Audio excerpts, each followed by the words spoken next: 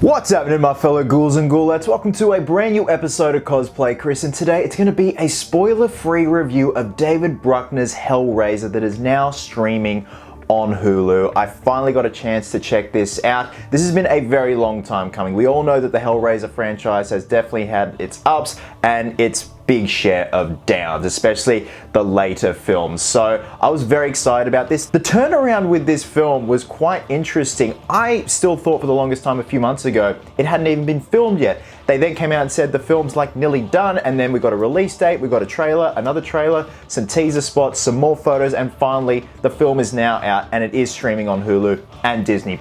So the film stars Odessa Azion as Riley, who is a recovering addict who stumbles upon the Lament configuration box, and her friends all around her get involved with the Lament configuration, and then obviously hilarity ensues. We also have Gore and Viznik playing Mr. Voight, who is obsessed with the Lament configuration and everything about it. Again, this is going to be a spoiler-free review, so I'm going to be as vague as I can about certain plot details. Now, first and foremost, let me get this out of the way. This film is a return to form for the Hellraiser franchise. I was pleasantly surprised with it. I had a very good time with it. The runtime is just over 2 hours. Literally, it's 2 hours and 1 minute. Is it warranted?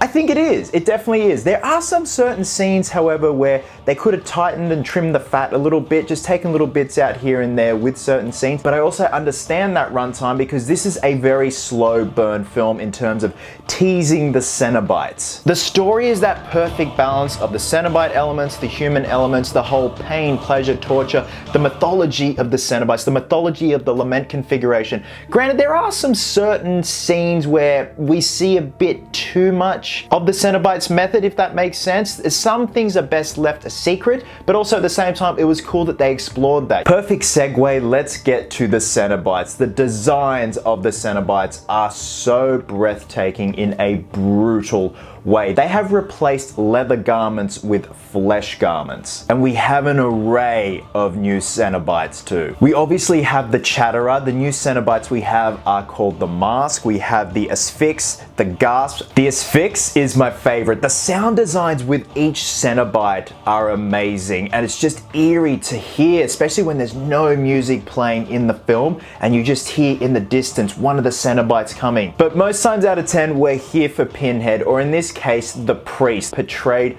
brilliantly by Jamie Clayton. She did a phenomenal job as the Priest slash Pinhead, and I commend her for stepping into these shoes. Like, it's a big thing to do, especially when you have Doug Bradley, who's portrayed the character for so long. Granted, other actors have stepped into the role and haven't done such a good job, but Jamie Clayton understood the assignment. David Bruckner understood the assignment. The direction is fantastic in this film. It's something so different, and it's on par with the first Hellraiser and the second. The character of Mr. Voight gave me massive Dr. Channard vibes. Obviously, you guys know Dr. Channard from Hellbound Hellraiser 2. The obsession with the Lament configuration and Leviathan. This is Mr. Voight to a T, and it was cool to see. It was a nice little throwback to the character of Dr. Channard, and he goes through an interesting character arc, and it's a pretty big spoiler, so I'm gonna leave that for you guys to check out once you've seen the film. Now, we all watch a Hellraiser film for the Cenobites, like I said, but also it helps when the human characters are relatable and they're just not throwaway meatbags. And in this case, I can safely say that these human characters are definitely relatable and you invest in them. They're just not two-dimensional meat sacks. Odessa Azion as Riley was fantastic. I got massive Nancy Thompson vibes. She's just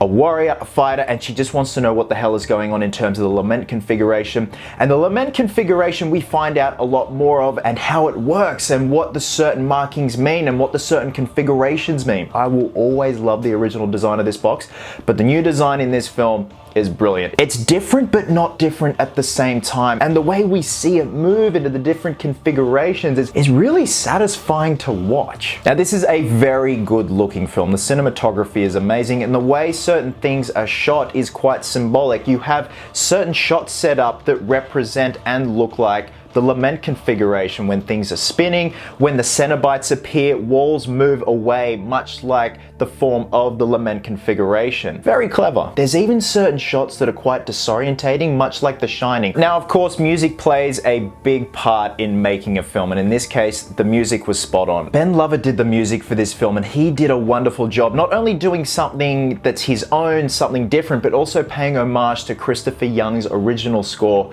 from the first couple of films. And towards the end of the film, we really hone in on the Christopher Young score, but also at the same time, Ben Lovett has done his own thing. So it's a great balance of what's old and what's new. Now, in terms of the gore and the makeup effects, they nailed it, or should I say they pinned it. I was clenching in some shots just with the gore, flesh ripping off. Like I said, they have replaced leather garments on the Cenobites for flesh garments. They are all cladded in flesh. There are chains, there are hooks, there are wires holding them together. The concept designs are remarkable. Some of the Cenobites actually reminded me of the old McFarlane toys, Clive Barker's Tortured Souls, much in that vein, just being held together by certain things, and they're all mangled, but elegant at the same time. So Ghouls and Ghoulettes, I know this is a very scattered review. I've got notes here on my phone, and obviously they're not in chronological order, but honestly, I had a really fun time with David Bruckner's Hellraiser. Like I said, it's now streaming on Hulu and Disney+.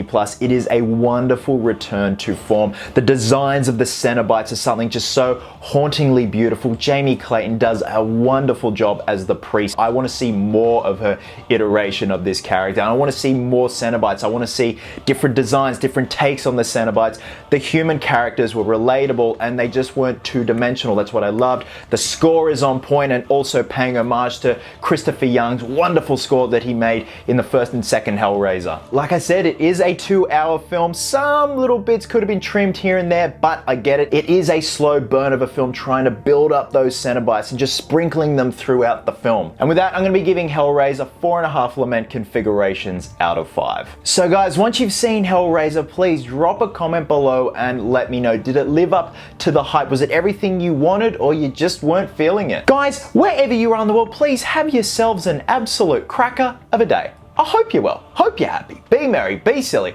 and until next time, Ghouls and Ghoulettes, please always remember, cosplayers do it best.